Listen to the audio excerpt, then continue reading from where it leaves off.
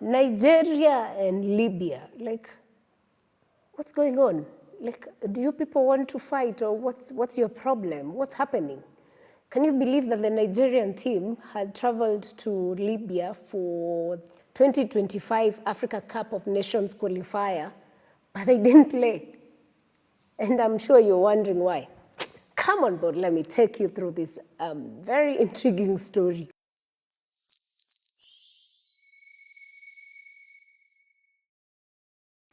So the Super Eagles squad, which is the Nigerian football team, were due to land in Benghazi on Sunday, but their plane was instead diverted to Abraq, which is another state. So this site is about 230 kilometers or 143 miles away from their intended destination where they were supposed to be having this match. So the Nigerian Football Federation, which is in short called NFFF, told BBC that the African team was traveling to the continent, but they were completely abandoned and then locked inside the airport building after making arrangements. Like, these guys landed, then where they landed, they claim they were in a mini prison. Can you believe that? Like, why is it that we can do this, Africans can do this to, you know, your fellow Africans? Why? Why would someone land in your country, then you keep them in your airport simply because, according to the team, you don't want them to go and play? Anyway, Captain William Troost Ekong said the squad had decided not to play the game and called his country's government to intervene and rescue them because they said they were feeling like they were, you know, they were held up or they were up for sale. Like, they could be there and, you know, something happens and they are auctioned to another country, or I don't know what he imagined would be done to them. So Nigeria's Minister of Sports Development said that the main concern was the safety of the team members and that they would return home safe, which they've actually done because they went back home on Monday after all this. So the Libyan Football Federation, on the other hand, said it was deeply concerned by reports about the situation experienced by the Nigerian team, and they denied any issues about foul play, that they were not behind it in any way. They were not in it to ensure that the Nigerian team did not play. They said that they have nothing. Like cheating, they were not cheating. They said they had nothing to do with that. Can you imagine a team is coming to play with your team, but you really don't know that they were diverted, and you come up with stories of, oh, you know, there was an aircraft issue that caused to their diversion. And then they were suggested that they could, you know, travel by bus. Remember, Libya has been having war between two groups, one that's in Tripoli and the other one on the west side of the country, each citing that they're in power. So the Nigerian team could not use roads to travel because they were scared for their lives because of, you know, the infighting that's going on.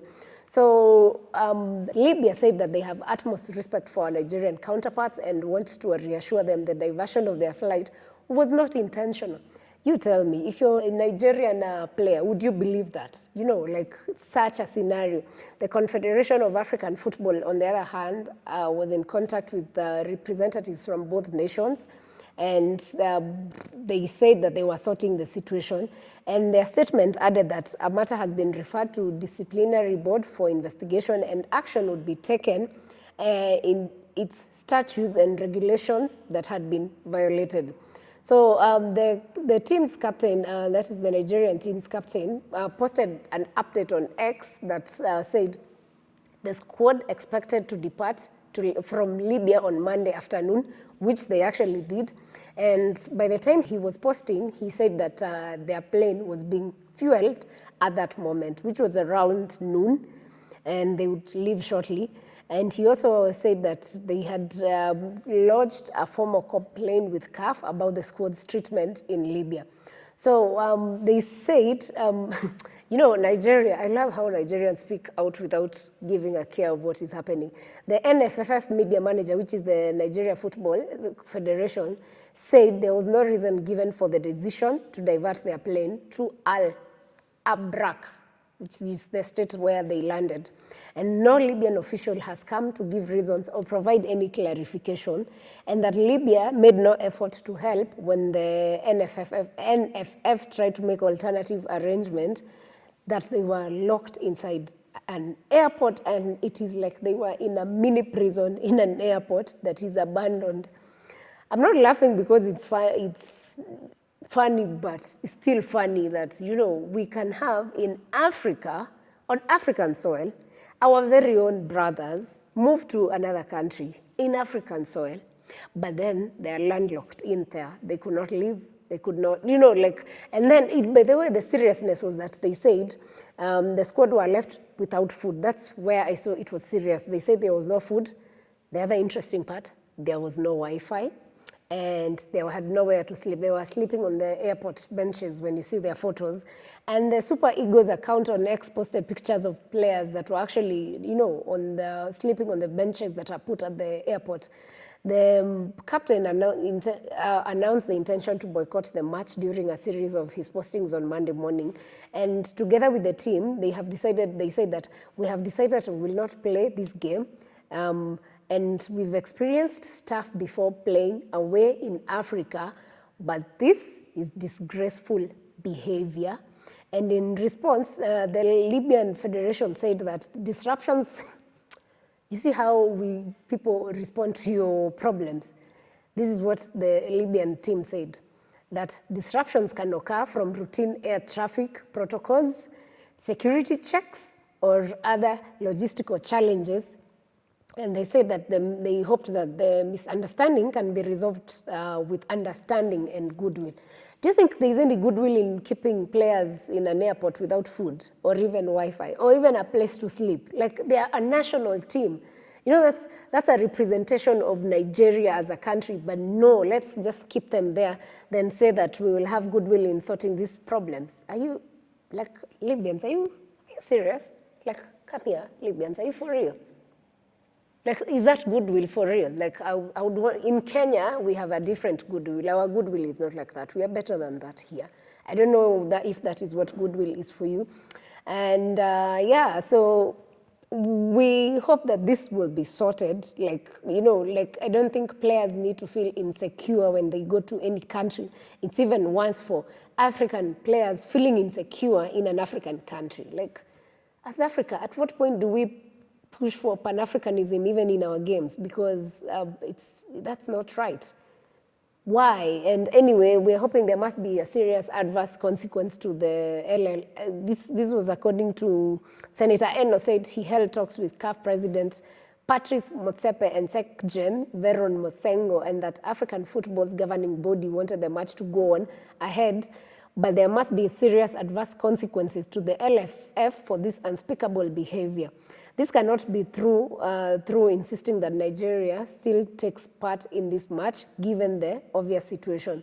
And the team insists they are unable to go ahead with the match, not just because of the trauma. Of course, it's traumatic to be held up in a country where there is war and consequent psychological torture, but also because of fear for their safety. So it got to a point that these Nigerians felt they might be targeted by different, you know, these groups that are fighting for Libya. And that's why they suggested for them, they were not ready to go for this game. The situation follows. For this situation to happen, what had happened is actually that the Libyan team complained of alleged hostile treatment during their visit to Nigeria for the reverse fixture, which had happened on Friday in a place called Uyo in Nigeria. So when the team went, they said that they felt mistreated, they were not, you know, there were issues. And so how Nigerians are looking at this, it's like they're looking at it like it was a payback, like, you know, let them come home, then we will treat them badly, because there was a mistreatment of our team when we came. But surely, as Africans, we need to do better. We can't keep doing this nonsense when it involves players and, you know, it's for their life. This is their career. So if we are not able to take care of such issues, then I think Africa has a long way to go. And we can only hope that moving forward, such issues don't happen. You know, I am so disappointed. I'm talking about football, about other nations, while in real sense, my home country, my team, Harambee Stars, our national team that is Kenyan, lost to Cameroon. And you know what is even more disturbing? I've seen Ugandan kids disrespecting the Kenyan Harambee Stars team through their TikTok. My God. They created a clip of how, Cameroons were arriving and, showing up, and how Kenyans arrived and we lost. Goodness. I hope the incoming FKF president takes this national team to the next level. And I hope we can actually respect our players and pay them well and sort all their problems so that then they can concentrate on football.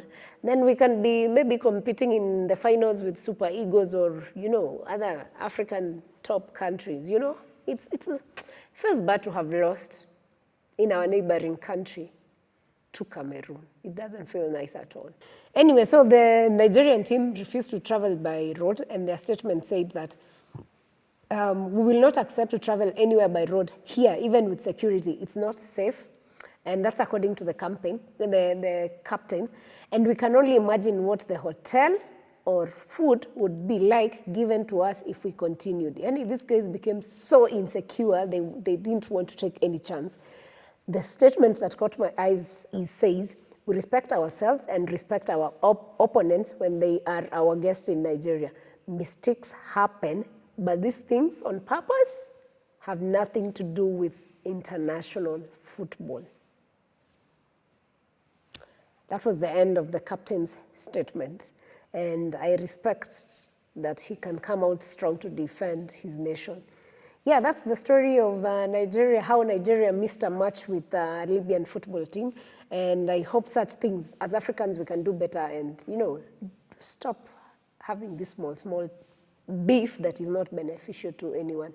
Anyway, thanks for watching.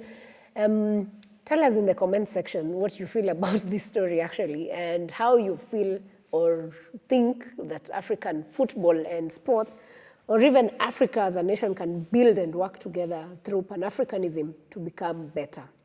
Thank you for watching. Catch you on the next episodes. Adios. Thank you.